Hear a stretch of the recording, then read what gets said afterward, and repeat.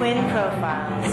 As an editor for Andy Warhol's Interview, the Los Angeles Herald-Examiner, LA Style, and Detour magazines, Joan covered the social set, the Hollywood hotshots, the international art scene, the mysteries of food, the excitement of travel, and the fabulous world of fashion. Joan continues to find creative people on the cutting edge who make things happen. Here's Joan Quinn. Hi, I'm Joan Quinn, and welcome to the Joan Quinn Profiles. Waiting to be profiled are singer Jan Daley and party planner Charlie Scola. Singer Jan Daley was born and raised in Southern California. In the 60s, she was crowned Miss California, pushing her down the show business path. She toured with Bob Hope's wartime troupe shows, and she's recently released a CD dedicated to Bob Hope. How did you get into this Bob Hope gig? Well, you know, I think I can go way back saying that it was possibly when I was 6 or 7, as everyone, just growing up watching him, never failing to watch any show that he was on. And my parents said that I turned to them when I was like 7 and said, "Mom, I'm going to be on his show." And they went, "Mm-hmm, sure." Because he was so much older, and for you to have this Bob Hope connection was just startling to me. Basically, a lot of things, of course, led up to the Bob Hope show. I was signed to 4-Star International, and I was doing a television show, and that's when I first met him.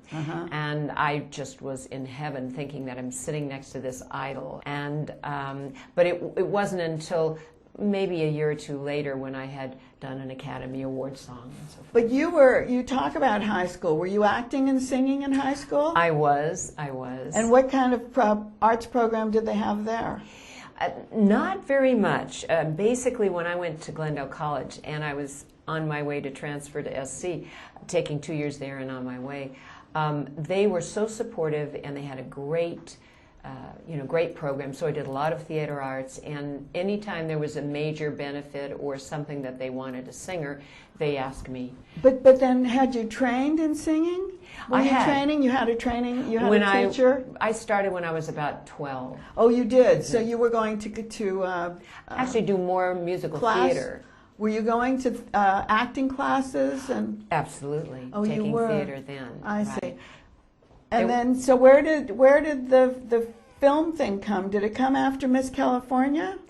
Well, no. Actually, after Miss California, my music career kind of took off, and I toured with a band for about 9 months. Oh, you did? And then... so you were used to touring then. I was, yeah. Well, and I was so green when I hit the road, being raised in just a normal family. So when I came back off of it, this is when I got a television series, and then 4-Star signed me to a 3-year contract. So in a way, the touring went into the background before you started this Bob Hope thing. Well, no, I was still touring. I mean, I opened for Don Rickles and a lot of the comedians. Were you going to Las Vegas, or were you going other places? Las Vegas, around the world, basically. Like you were doing TV variety shows, too? I was. Dean Martin, The Tonight Show, Joey Bishop was my first real... Was it? And you worked with Louis Armstrong? That was my very first engagement in Las Vegas. Oh, it was? Well, then what did you actually do? Was he on the big stage? Oh, yeah. We were in the big room. In the big room. The big room, as they call it, the main room. Right. And I would do my opening act, and then he would come on, and he was the sweetest man, he and his wife. Just wonderful. And your opening act would be singing, talking, a little dancing. Was it? Yeah. Oh, yeah. And then when you went with Bob Hope, did you do the same thing? Same type of thing, absolutely. There's a great clip on YouTube, Jan Daley Music, and there's just this amazing clip of me singing to Private Fogarty, and he's just priceless. And so I used to love to do that, sing to the guys. Well, going to Las Vegas, And going on tour is a lot different than going to where? Vietnam? Mm-hmm. Where else did you go? Well, we actually went around the world in 14 days. Oh, you did? So we were everywhere. We were in Korea. We came into Spain. We were in all of Asia. We literally worked out of Bangkok because the year before, the site that they were in was blown up in Vietnam, so they didn't do that when I went. So how did you then get this gig with Bob Hope? You know what? Because I had met him before, and I mean, when you get the call from Bob Hope, yes. You're just, oh my gosh, you know.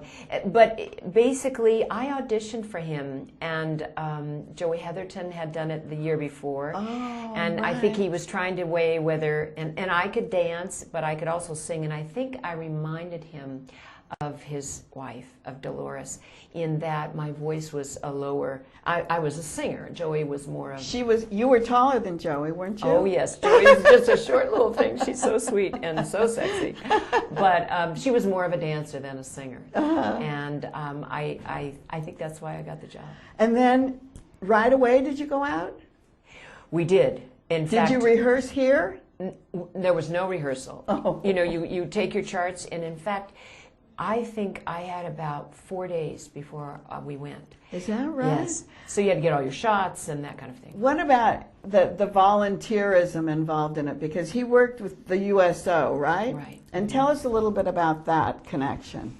Well, I had actually been doing a lot of tours with the USO before I got into with Bob. So you were kind of in that family of... Exactly. Very supportive. And for me, I actually had come up with an idea of entertaining the POWs and taking my own troupe. And I had President Nixon, the State Department, and the USO that had all given me permission to go entertain there. Was it through the USO then? USO, I yes. see. And the reason for joining it? My father was an Air Force pilot, and he went on a mission after World War II to pick up POWs, and he was shot down. And you never met him? I never met him. And so for me, it was, I wanted to make him proud, you know. Oh, so that's how entertaining the POWs came in, because he was a part of that, and then yes. you became a part of it? And, you know, also entertaining the GIs, I just felt like I was near him. Even though I never got to meet him, it was something inside me that I wanted to do. And how did you discover that? I thought that was great, finding those pictures of your father before. Well, what's interesting is that my stepfather, who actually raised me with my mom, he died 2 days before 9/11. And we went in and just went through everything, and I found 2 boxes of pictures. And I only had 1 picture of my dad. And when I opened this up, it was just amazing. All these pictures that I'd never seen. And here he was like this. And I went, that's where I get that ham in me. And I found a picture of he and Bob Hope. Oh, you did? Yes. And it was just, I just sat there and bawled. So it all came. It was meant to be. It was meant to be. And you said he was a photographer. He was. And you love photography. Absolutely.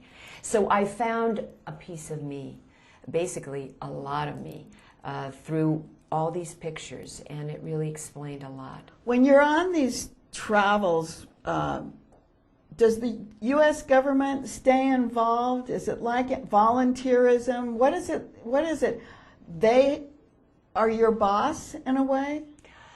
Well, you know, basically they're just there to help. Do they help? Yeah, I mean, they're kind of in the background. When we would do shows, and maybe we might do 2 or 3 shows a day, and then that night we would go to officers' parties, and that's where we would get to meet a lot of the soldiers.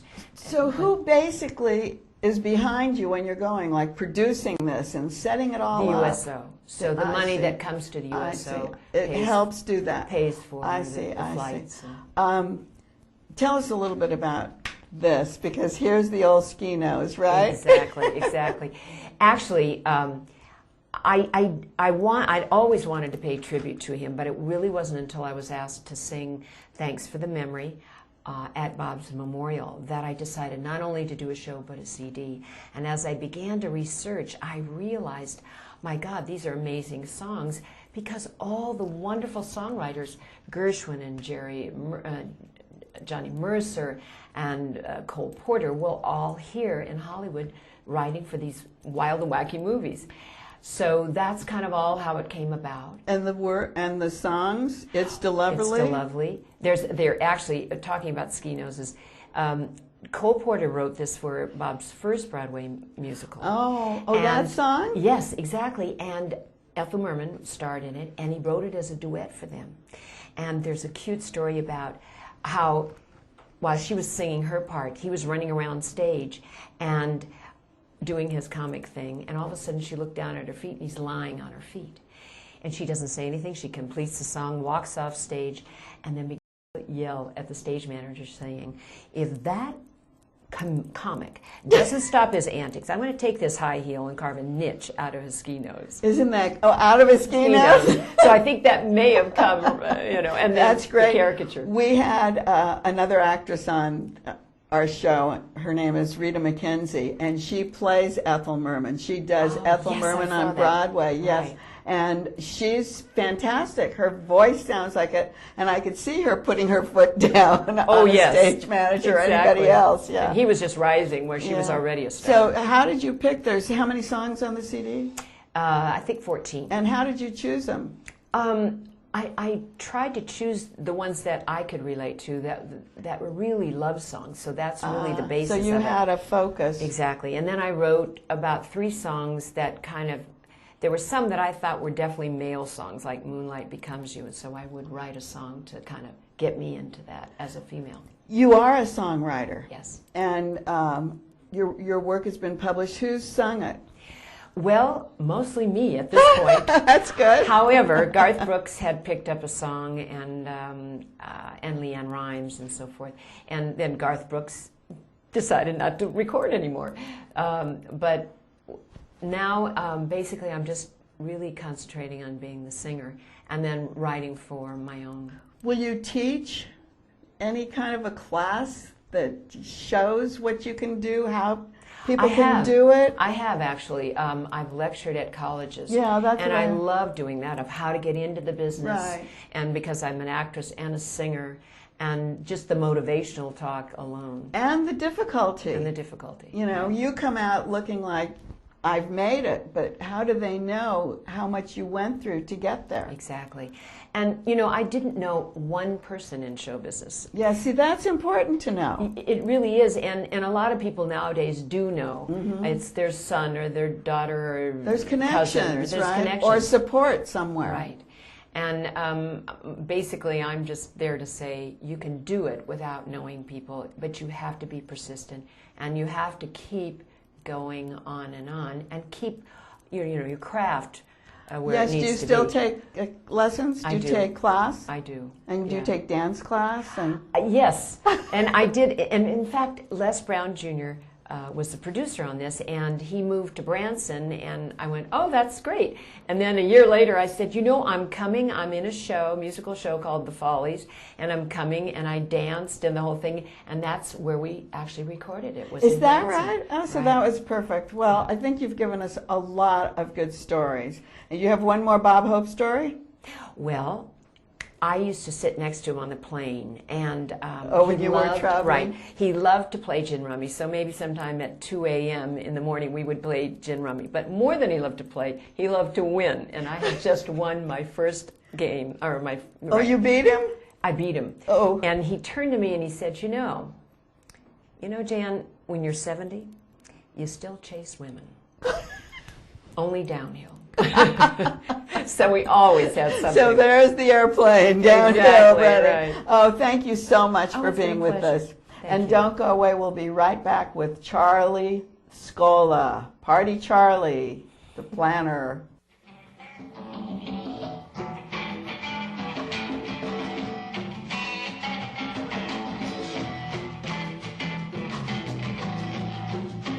Hi, I'm Joan Quinn, and welcome back to the Joan Quinn Profiles. I'm here with Charlie Scola, who was born and raised in Newark, New Jersey. He's a party planner with a list of high-profile celebrities and studio execs as his clients. we're going to jump right into it and ask you if you went to college to learn your trade. Well, I didn't go to college. No, I did not. And why not? Well, back then we couldn't afford college. Is that what happened? Yeah, exactly. I had to go right out from high school and work. And you did go right out from high school and start this career. I started the career. I have to tell you, Joan, a lot of people, all through their life, they try to figure out what they want to do in high school, college. Right. They get out of college. They still can't find what they want. I will tell you, I feel blessed. At 16, I was starting to play around with the business. By 17, I was in the business, and I'm still in the business, and I love it. But what do we call in the business? Were you working at the local hamburger shop? Were you working on a push cart? What do you get into the business? My mom got me a job at a hotel that had 9 banquet rooms. The larger one had 11 banquet rooms. Oh. And I was moving and shifting the tables from party to party as we'd have to set up for it. And then I noticed the people wearing tuxedos and suits. And here I'm a little tough guy from New Jersey, and I thought, that's what I want to do.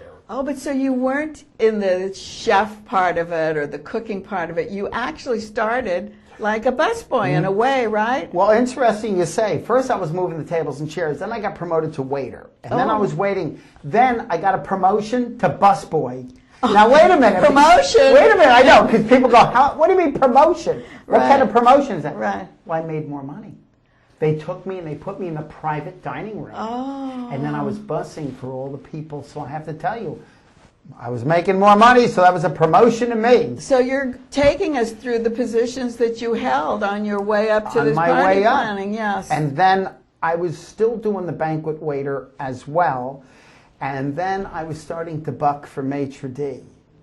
And by the time I was 18 and a half, I was maitre d'. Were you in the same hotel? I was in the same hotel. So you were like really working and establishing yourself there and Exactly. learning everything about what Exactly. was going on. Right. Did you, when you got to be maitre d' then, how many more obligations did you have? Well, when you're maitre d', it's completely different, because now you're running the entire party instead of just being a waiter at the party. No, now you're running the whole deal. And plus, we were responsible on weddings to what's called bringing in the bride, making sure they were okay up in the bridal suite, making sure the first dance went off, the cake cutting. So I had to do all that. You're 19 years old. How did you learn all that? Did you apprentice with a maitre d'? I watched carefully, and as maitre d's were working, some of them were lazy, and they'd say, Charlie, can you set up for the cake cutting? And then they would step in at the cake cutting. So I did all the pre-setup. So you knew it. I was learning, and I was taking every possible chance I could to learn.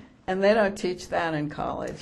There's certain things you Really? can learn in college, but once you get out there and you see the reality of it all, it changes. Well, the other thing, though, that we don't know how brilliant you were learning all these things, and it led to this very fantastic party planning, event planner life that you have in a big company. How did you know how to run the business part of it? That was trial and error. That was trial and error. But nothing else was trial and error? Maybe well, I guess it all was, but the business part was probably the hardest for me. But let's hear. Let me just tell you quickly. When I was young, in my 13, You mean when 14, you had hair? When I had hair, but later on I'll show you a picture of me with hair. But anyway, when I was 13, I was packing bagels, and then I worked at a place, and then I was baking bagels next to Madison Square Garden at a place called Lock, Stock, and Bagel. Then I was moving the tables. Then from the tables, I became the busboy, then the waiter, the maitre d'. But you really were in the food business from the time you were 13. Exactly. Bagels is food. Exactly. So you made a success, and in your success, you started in food. And to be successful in this business, you have to have food, obviously. Absolutely. We're calling you Party Charlie now. Yes. And tell us that story, how you got that name. Well, many years ago, I had a speaking coach, and I was working with him, and I had told him a story that And that guy come up to me and he says, "Excuse me, are you Party Charlie?" I said, "Well, my name's Charlie." He goes, "I thought I heard the guy call you Party Charlie." And what it was, people were coming up and saying, "Nice party, Charlie." I see. And so that's what he caught, the "Hey, Party Charlie" part. And my speaking coach says, "From this day on, you're Party Charlie." Thank you, Jack Bernard. Great guy. And you were having a speech coach because you did a lot of commercials and Well, you were getting into... You know what? It didn't happen till later on, this Party Charlie thing. But the way things happened, after I learned my way up the ropes at 23, I bought my first restaurant. Oh, you did? Exactly. At 24 and a half, it burnt down. I was underinsured. Moved to Los Angeles after losing everything. So now you're the event planner. So now I get a job at one of the studios, and I'm doing catering in the studios. And at the time I was doing the catering in the studio, Steven Spielberg was filming a movie called E.T., but only they had a name for it called A Boy's Life, and it was very secretive.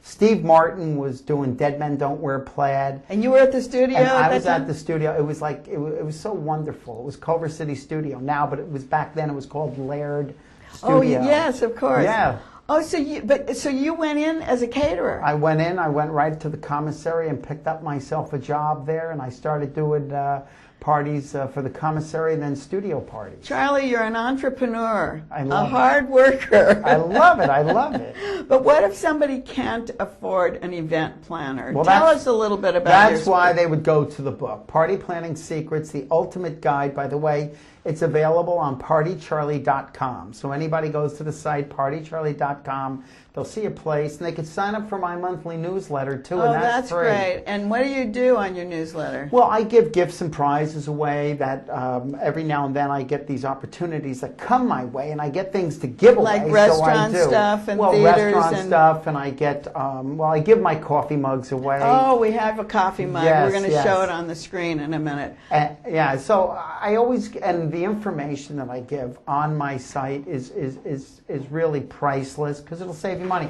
But I told people every time you use the book, you save money time in and time out because time is money, and you'll save it right here. Tell us how.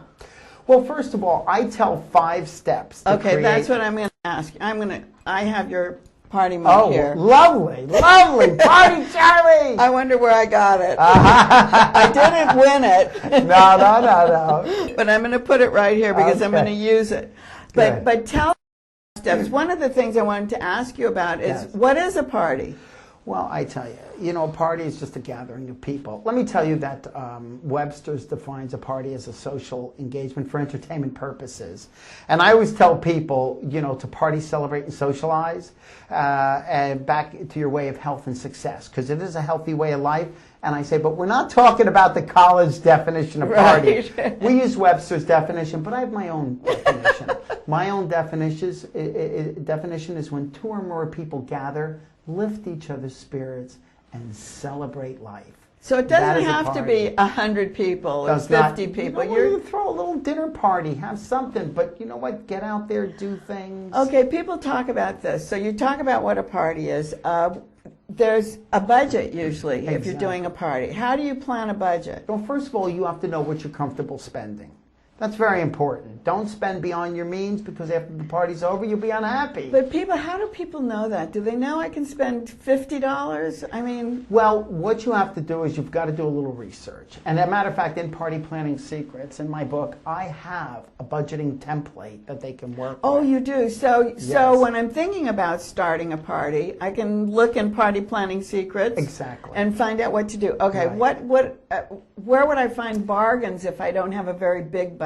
I go through that in the book. I tell you how to search in advance, how to purchase items, non-perishable items, Purchase them in advance. Like you Get were, it you done. were talking about the wine, find specials. You can find specials on the wine. You can find specials on the disposable ware. You can find specials on so many products that you can use for your party, decor products. Oh, that's what I was going to ask you too. What about flowers and centerpieces? How do you do those Well, cheaply? here's a great way to do flowers, actually. This is my centerpiece, lemons from the garden. And I tell you, it's beautiful and it works, it's colorful, and you can do things like that. Now, here's the nice thing about this. After you used it for your party or your decor, you cut it up and it becomes your lemonade. So it's sustainable. So you're using it, it makes sense. One of the things I'm always very happy to give people, and this is something they can take with them and use forever, is my 5 steps. And I call it 5 steps. Okay, let's hear them, yeah, because I think they're great. Well, it's called 5 steps to create an outrageously successful party. Number 1, high energy invitation. Get people excited to come to your party. Step 2, greet them at the door. If you can't do it, have somebody there who can do it with a high energy. Welcome them, a welcome drink. Put some beads on their neck. Do something. Make them feel comfortable the minute that door opens. And introduce them to the next person who just came in. Always. I think that's so important. Step number 3, create the ambiance. Now, if you don't have a lot of money, do something.